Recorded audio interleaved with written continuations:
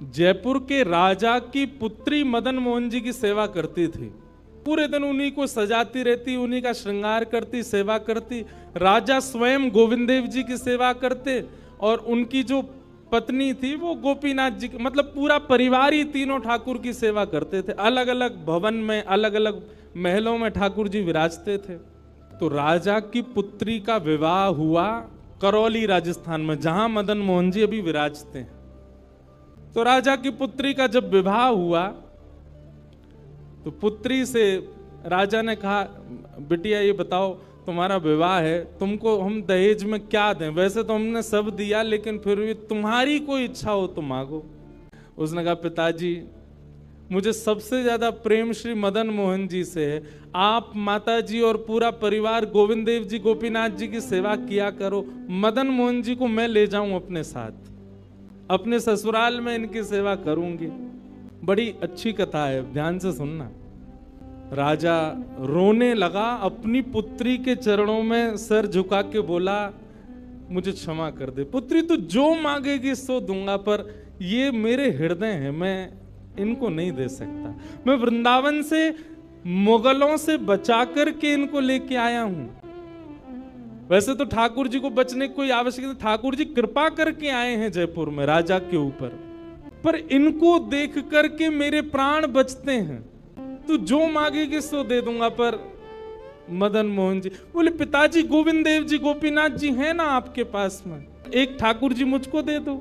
यहां राजा की जिद हो गई, नहीं दूंगा। पुत्री की जिद हो गई कि मुझे तो चाहिए, नहीं तो मैं विदाई नहीं होंगी। राजा की पत्नी ने भी कहा, अब इतनी कह रही है तो आप दे दीजिए ना, हमारे पास 2 ठाकुर हैं, इनकी सेवा हम करेंगे विस्तार से। और वैसे भी मदन मोहन जी की पूरी सेवा बचपन से उसने ही की है। तो राजा ने एक प्रस्ताव रखा। बोले, अच्छा पुत्री एक काम करते हैं। बोले, क्या? मैं तेरी आंख पे पट्टी बांधूंगा और आंख पे पट्टी बांध करके मदन मोहन जी जैसे 7 स्वरूप तेरे सामने खड़ा करूंगा, जिनमें से 6 स्वरूप जो होंगे वो मैं बनवाऊंगा और 1 स्वरूप वास्तविक मदन मोहन जी होंगे। आंख पे पट्टी बांध करके तुझे स्पर्श करके अगर तूने असली मदन मोहन जी को पहचान लिया तो मैं ये मान जाऊंगा कि तू नहीं, ठाकुर जी तेरे संग जाना चाहते हैं। ठाकुर जी की इच्छा पता चल जाएगी। तो राजकुमारी बोली, ठीक है, आप ये प्रयोजन कीजिए। राजा ने महाराज कारीगरों को बुलवाया और मदन मोहन जी के डिट्टो कॉपी 6 स्वरूप बनवाए और 6 स्वरूप बनवा करके मदन मोहन जी सहित 7 स्वरूपों को खड़ा किया।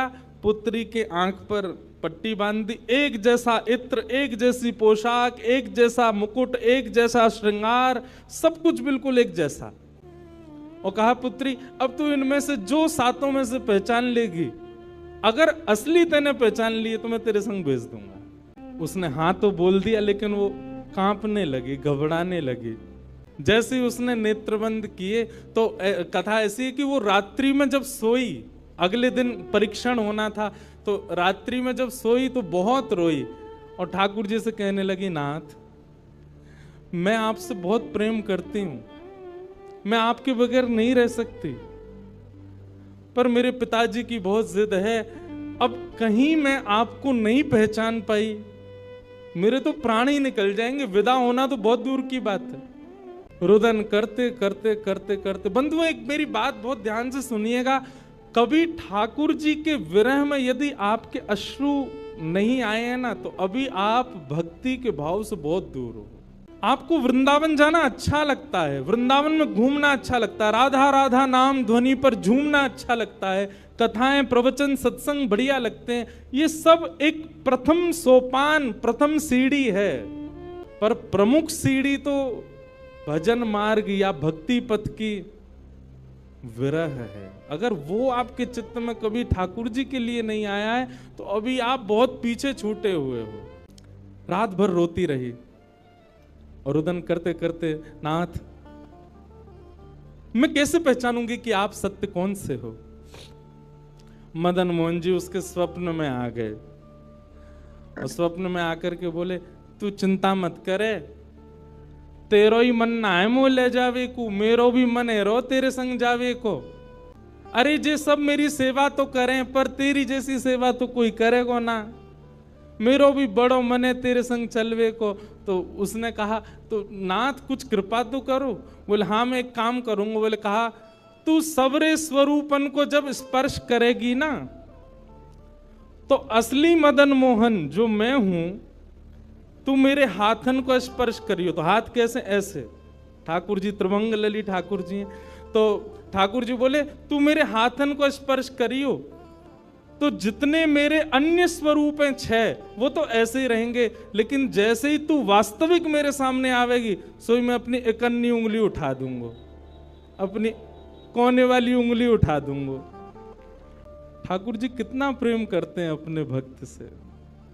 ठाकुर जी बोले मैं अपनी इकन्नी उंगली उठा दूंगा, और तू स्पर्श करती करती मेरी जैसी इकन्नी उंगली उठे, वाकू पकड़ लियो और तुरंत पिताजी से कह दियो जय रे मदन मोहन जी, मैं चल दूंगा तेरे संग।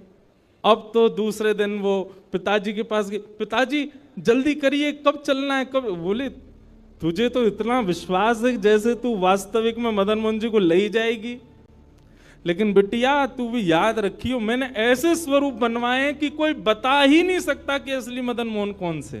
बोले पिताजी आप सन्मुख पधराओ। तो महाराज भीड़ लग गई देखने वालों की, पूरा राजभवन इकट्ठा हो गया जयपुर का। 7 स्वरूप विराजमान हुए।